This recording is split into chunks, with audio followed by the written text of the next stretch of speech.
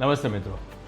Just હમણાં જ અમારી ઓપીડીમાંથી એક પેશન્ટ ગયું અને એ પેશન્ટનો એવો પ્રશ્ન હતો કે મેં ઘણા બધા ડૉક્ટરને બતાવી લીધું પણ મારી બીમારી પકડાતી નથી.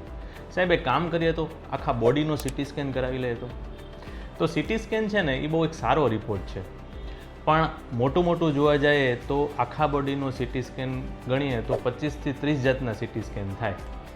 પણ બધી જ બીમારીઓ સીટી સ્કેનમાં પકડાય એવું જરૂરી નથી. ઘણી મગજની એવી બીમારીઓ છે જેમ કે પાર્કિન્સોનિઝમ, હૃદયની બીમારીઓ છે જેમાં ધબકારા વધી જતા હોય, ધબકારા અનિયમિત થઈ જતા હોય, કોઈ ગેસનો પ્રોબ્લેમ હોય, કોઈ વિટામિનની ડેફિશિયન્સી હોય, ડાયાબિટીસ, બ્લડ પ્રેશર, કોલેસ્ટ્રોલ, આંતરડાના અમુક એવા પ્રોબ્લેમ છે કે એ બધા સીટી સ્કેનની અંદર ના પકડાય. સીટી સ્કેન છે એ કોઈ અલ્ટિમેટ સોલ્યુશન નથી. જે તમારી બીમારી છે એ પ્રમાણેના રિપોર્ટ કરાવવા પડે. અમુક જે કન્ડિશન્સ છે એની અંદર સોનોગ્રાફીથી નિદાન થતું હોય, અમુક કન્ડિશન છે જે બ્લડ રિપોર્ટની અંદર નિદાન થતું હોય, અમુકમાં કોલોનોસ્કોપી દૂરબીન નાખીને તપાસ કરવી પડતી હોય અને અમુક વસ્તુ ફક્ત ઇસીજીથી પકડાઈ જાય. એટલે ખાલી સીટી સ્કેન ઉપર આગ્રહ ન રાખો, આખું નિદાન કરવું જરૂરી છે. આભાર.